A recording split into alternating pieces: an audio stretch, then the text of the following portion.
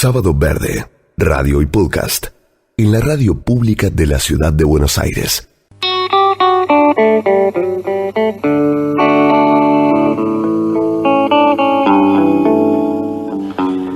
La sequía no da respiro, así se titula un informe de CREA que revela la preocupante situación de las pasturas en distintas regiones del país. Resultan centrales el pasto con lo que se alimentará al ganado en verano, pero lo más importante es también obtener las reservas para lo que va a ocurrir en el invierno, cuando venga el frío. De modo que esta es una gran problemática para muchas personas que producen en la Argentina, porque además esperan costos de producción más altos. Se suma además la dificultad para conseguir algunos de los subproductos que requiere esa producción, y como siempre el precio del dólar, ¿no?, que nos ata, pareciera inevitable, como esos designios imposibles de cambiar. Bueno, Gonzalo Berongaray es coordinador técnico del área de lechería de CREA a nivel nacional y es investigador de la Universidad Nacional del Litoral. Él vive en Santa Fe, donde, como en otras partes del país, se produjeron fuertes heladas el fin de semana anterior. Acá con Karina mencionábamos inclusive algunos datos que nos pasaban desde algunas ciudades de la provincia de Buenos Aires, de 9 de Julio, de Bragado, donde se perdieron las cosechas del maíz, por ejemplo.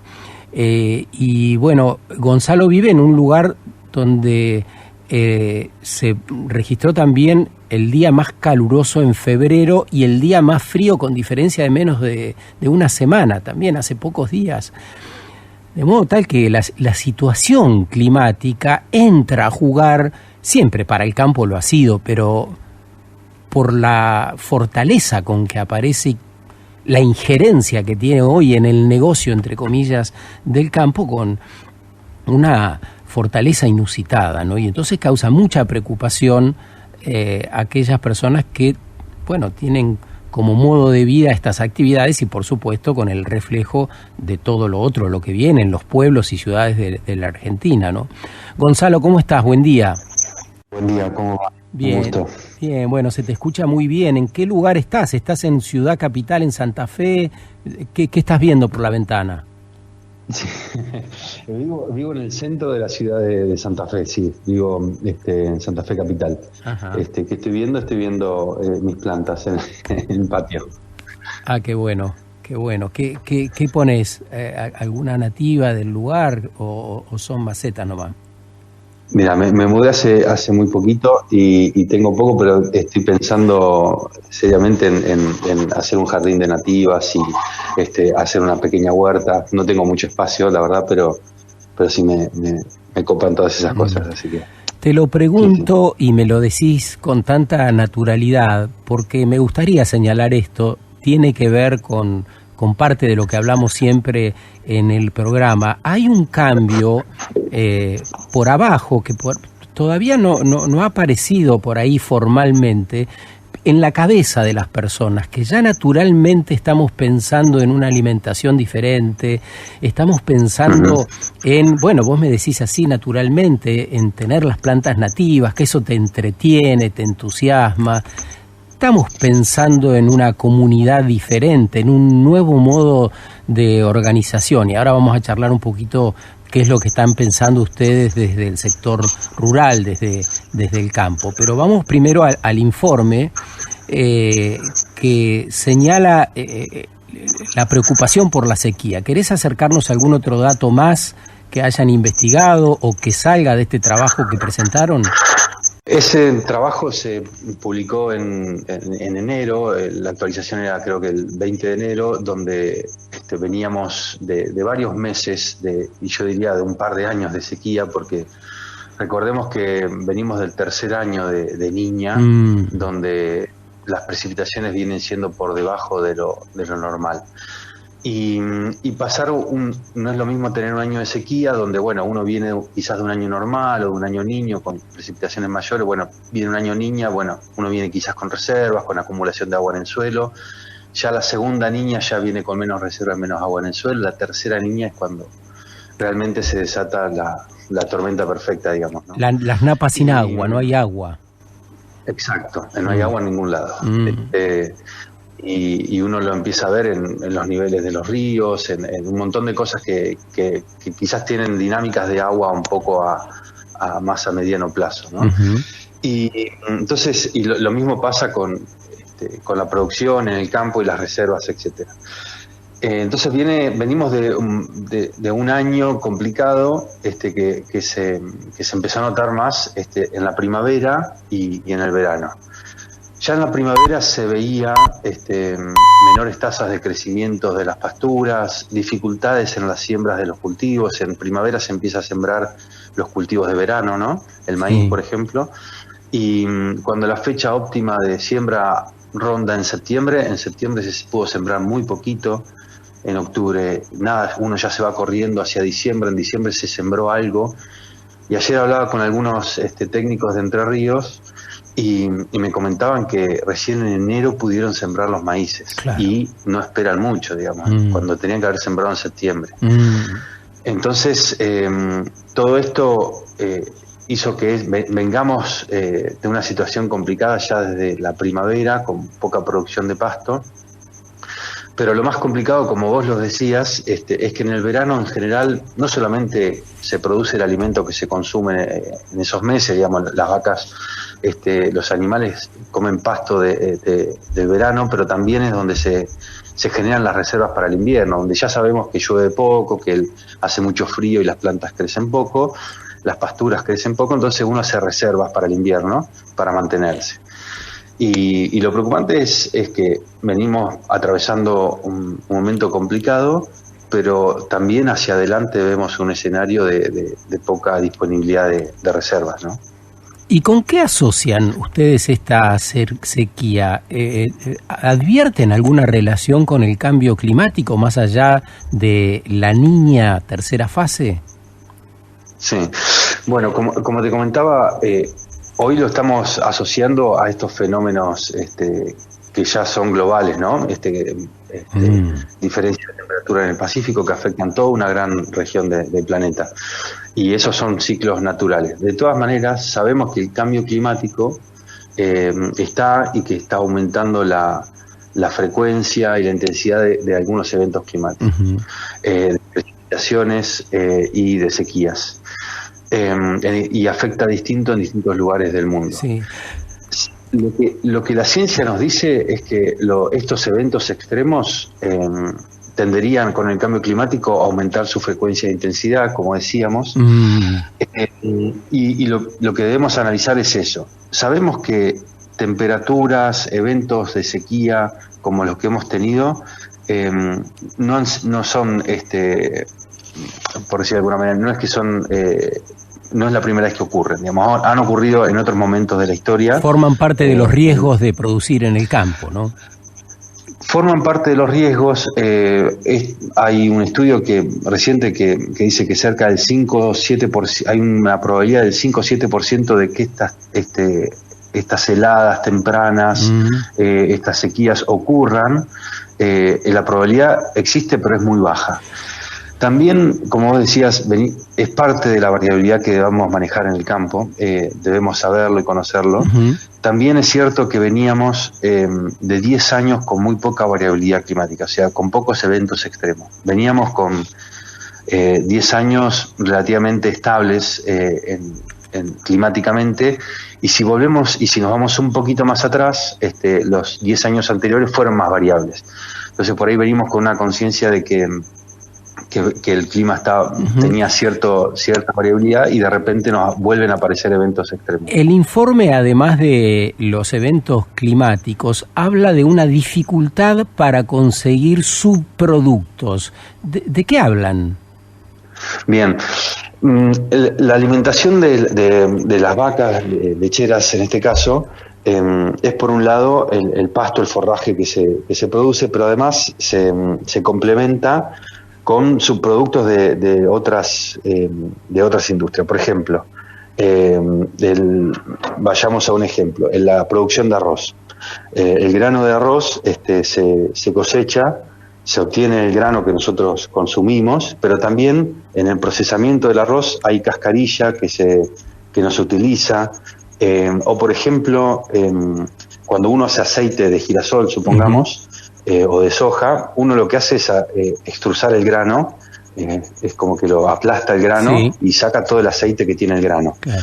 Todo el resto de lo que no es aceite del grano, digamos, todo el residuo, eso se utiliza para la alimentación de los animales porque es un desperdicio. Supongamos, imagínate que vos estás haciendo un jugo de naranja exprimido, vos exprimís la naranja, te tomás el jugo y la cáscara que haces, uno la tira. Claro. La cáscara de naranja también se utiliza para alimentación animal cuando las fábricas que hacen jugos de naranja, bueno, ese es su producto, la cáscara, etcétera, las vacas todavía lo pueden comer, digamos, la vaca es un animal que puede consumir productos que muchos animales no pueden consumir.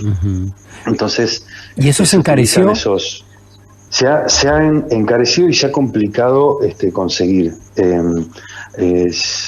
Hay una complicación para conseguir sus productos, sobre todo porque también hay una alta demanda. Al disminuir la producción de pasto, uno necesita complementar con otras cosas y hay menos disponibilidad. Sí. Y además de esto, a ver, los insumos que otras actividades del campo utilizan, fertilizantes sintéticos y demás, también se han encarecido, también están atados al precio del dólar, ¿verdad? Sí, están atados al precio del dólar y de todos los commodities a nivel global en general tienen el mismo comportamiento. Los fertilizantes y en general los insumos que se utilizan tienen precios en dólares, o sea que cualquier precio que se mueva, digamos, cualquier movimiento del precio del dólar hace variar los precios de estos insumos. Pero no solamente eso, sino que ha habido cambios en dólares, es decir, en el mundo los insumos han aumentado muchísimo, la energía, combustible, los fertilizantes, los alimentos, etcétera. Desde la guerra de Ucrania, claro, con Rusia, han aumentado enormemente los precios de los commodities. Teniendo en cuenta esto, ¿qué significa? A ver si podemos poner un ejemplo más claro que nos permita entender en las ciudades mejor de qué estamos hablando. Se produce una helada como la de la semana pasada y uno pierde el maizal. Determinado productor, ponele de tu zona o de la provincia de Buenos Aires, acá que es más cercano a la audiencia que tenemos. ¿Qué implica para ese productor? ¿De qué montos estamos hablando? ¿De qué impacto en su negocio? ¿Perdió el maizal? Va a depender de muchas cosas, pero de cuánto. El productor no solamente siembra un solo cultivo, claro, siembra varios y en distintos momentos para tratar de justamente escapar a los problemas de variabilidad climática natural que existe, ¿no? De suelo, de clima, etcétera. Cuando uno pierde totalmente un cultivo, pierde toda la capacidad que tenía para poder afrontar los gastos anuales en el porcentaje que representaba ese cultivo. ¿Estamos hablando de miles de pesos o de millones de pesos? En términos generales, pensemos en alguna producción más o menos promedio, ¿no? Sí, estamos hablando en términos de millones. Supongamos que un productor tiene yo diría, no pone todos los huevos en la misma canasta, digamos, cerca del máximo, diría 50% uno lo pueda poner a un cultivo como maíz de su superficie. Pero uno tiene, con un solo cultivo, uno debe afrontar los gastos de todos los años, de todo el año. Uh-huh. Hoy la renta del productor representa un porcentaje menor, digamos. Uno tiene que vivir todo el año, por decirlo de alguna manera, con un porcentaje de ese cultivo. Uh-huh. El resto es para pagar impuestos, para uh-huh. pagar los mismos insumos que se necesitan para producir ese maíz, etcétera. Digamos, hay costos asociados y hay un porcentaje que queda para el productor. Estamos hablando el problema cuando ocurre un daño, el problema cuando ocurre no es que se queda sin la renta, sino que además tiene que seguir pagando todos los gastos que tuvo para producir ese maíz. Supongamos pagarle al que le vendió la semilla, pagarle al de la estación de servicio que le mandó el gasoil, pagar a sus empleados, pagar al que le vendió la máquina, la cuota del tractor. Entonces hay un montón de gastos que uno tiene que seguir haciendo y no tiene con qué afrontarlo. Hoy lo que se está viendo es que los productores están renegociando sus deudas, digamos, viendo cómo pagar esos gastos que se hicieron para sembrar ese cultivo. Entonces, vos sembraste, supongamos, gastaste 100 pesos esperando recuperar 120 y quedarte con 20, suponiendo. Te quedaste con una deuda de 100 y hay que ver esa deuda cómo afrontarla con el resto de la gente que está esperando que le pague, obviamente. En un contexto donde hay poco crédito, donde hay alta inflación, donde no sabemos qué tasa de interés es buena o mala. Hablábamos ayer, los bancos están ofreciendo 70% de tasas del 70%. Y uno pensaría es una locura, pero en un contexto de inflación no parece tanto. Entonces, bueno, hoy los productores están lidiando con cuestiones climáticas, tratando de hacer las cosas lo más eficientemente posible en el campo y además con un contexto macroeconómico que no acompaña. Estás escuchando a Gonzalo Berongaray, que es coordinador técnico de CREA a nivel nacional y es un investigador de la Universidad Nacional del Litoral. ¿Han visto con qué claridad nos explicó el sistema en el cual se mueve el campo, el modelo imperante? Ha sido muy claro, nos dice, bueno, uno puede poner, no puede poner los huevos en la misma canasta, entonces hay maíz y si pierde el maíz por ahí se salva. Ahora, si no se salva con la soja, no tiene muchas alternativas este sistema. ¿No es más caro producir de este modo en que lo estamos haciendo? No me refiero exclusivamente al campo, fíjate, por ahí nos resulta más fácil pensarlo en el petróleo. Producimos energía con petróleo que hay que irlo a buscar al confín, perforar el suelo, sacarlo, refinarlo, distribuirlo en todo el país. ¿Estamos produciendo bien? Cuando CREA se pregunta en sus reuniones con los asociados de toda la Argentina, con los principales líderes del sector, ¿qué conclusiones sacan, Gonzalo? Desde CREA estamos convencidos de que hay que producir sosteniblemente. De hecho, fue el motivo por que nace CREA. Es una institución de muchos años, es anterior a muchas instituciones técnicas, incluso en Argentina. Uh-huh. Y entonces hay un compromiso de producir sosteniblemente. Hoy que estamos viendo hacia el futuro, hay como vos mencionabas, hay una conciencia y hay una conciencia medioambiental y hay una conciencia de la diversificación, de producir con mayor diversidad. Esto que decíamos de poner los huevos en distintas canastas, bueno, creo que hay cada vez más canastas y más diversificación de cultivos, de formas de hacer las cosas, la integración de distintas producciones. Hoy quienes tienen sistemas más integrados, o sea que no solamente hace un cultivo o dos, sino que integra con otras producciones, haciendo cultivos y animales. Quizás supongamos un productor que tiene maíz y que ese maíz no va a cosechar ningún grano, pero bueno, todavía queda la planta que la puede consumir un animal.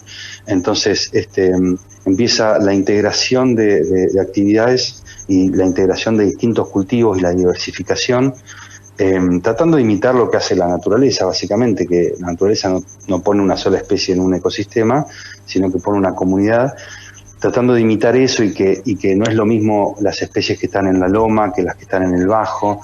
no son las mismas las especies que aparecen en un suelo que se inunda que en un suelo que no se inunda. Tratando de imitar eso, los productores están buscando alternativas. Y dentro de la red aparecen un montón de productores que están haciendo cosas distintas. ¿Qué es lo que tratamos de hacer? Tratar de aprender de la experiencia. Tratamos de ver qué están haciendo esas personas y nos pasa que yo, como te decía, soy técnico, y además soy investigador. Estamos buscando maneras en que los investigadores también aprendamos de aquellos productores que hacen las cosas distintas, ¿no? Tratamos de buscar una forma de que no sea solamente un investigador mostrando el camino, sino algunos productores también están mostrando el camino. Y se forma una red de conocimiento, y ahí la tecnología empieza a ayudar, porque gestionar el conocimiento hace un par de años era muy complejo. Hoy aparecen las tecnologías, hoy podemos visitar a un productor de Salta en una reunión de Zoom, un martes a la tarde. Claro. Y que nos cuente qué está haciendo. Pero no solamente eso, podemos registrar los datos de las cosas que está haciendo, podemos registrar qué cultivos, cuándo los siembra, cuánto cosecha, en qué tipo de suelo, cuánto le llovió, y lo podemos comparar con bases de datos de productores de Tandil y de Córdoba, y los investigadores podemos empezar a ver esas cosas. Entonces la tecnología la vemos como una aliada para las cuestiones ambientales. Es así, y es saludable verlo de ese modo, ¿no? Vos, Gonzalo, estás en un área de lechería, es decir, esa es tu especialidad. Es común ver ya en los supermercados y locales de la mayoría del país las leches vegetales, ¿no? De almendras, de castañas, de arroz, hay una variedad grande. ¿Es una amenaza para la industria lechera o es una oportunidad? ¿Qué significa para ustedes? Te pido la mayor síntesis posible porque se nos fue el tiempo mucho, pero cuéntanos un poco sobre esto, que tiene que ver con la tecnología, con la irrupción de alternativas y demás. Bueno, el caso de las bebidas vegetales, como se menciona en el Código Alimentario, lo vemos como también una oportunidad, porque es una oportunidad de diversificar. El consumidor busca mayor también variabilidad de productos. Sin embargo, no lo vemos como una amenaza a la producción lechera. Hoy sigue siendo, y creemos que va a seguir siendo, un mercado de nicho, digamos, para la industria. Hay consumidores que buscan este tipo de bebidas, pero para nada reemplazan la calidad de producto que genera la leche. Bien. Otro día vamos a seguir con el tema, Gonzalo, porque se nos acabó el tiempo hoy. Es sumamente interesante y vale la pena seguir con esta idea de conocernos y de poder intercambiar qué pasa en el campo y qué pasa en las ciudades, con esta idea de la integración que nos hace falta, ¿no? Siempre pareciera que es el campo contra la ciudad o la ciudad contra el campo. La gente del campo dice en la ciudad no saben nada, la gente de la ciudad dice, bueno, el campo tendría que ir para un lado o para otro, pero no hay, no hemos conseguido todavía escucharnos del modo que creemos necesario. Así que vamos a seguir con la conversa. Un gran abrazo, Gonzalo. Encantado de charlar con vos en una próxima oportunidad, de contar de cómo viven los pueblos del interior, sobre todo los integrados a los tambos, el contacto con la sociedad. Estaría muy bueno que charlemos también esos temas, y te agradezco nuevamente por el llamado. Dale, iremos por ahí entonces la próxima. Gonzalo Berongaray es coordinador técnico del área de lechería de CREA a nivel nacional, es un investigador de la Universidad Nacional del Litoral. Empezamos hablando de la sequía que nos aqueja, del cambio climático y de la tercera niña que nos afecta, y seguimos con algo que trajo a la conversación, que tiene que ver la inclusión de la tecnología en nuestros quehaceres, como una herramienta, como algo que nos va a permitir el progreso verdadero. Sábado Verde, radio y podcast, en la radio pública de la Ciudad de Buenos Aires.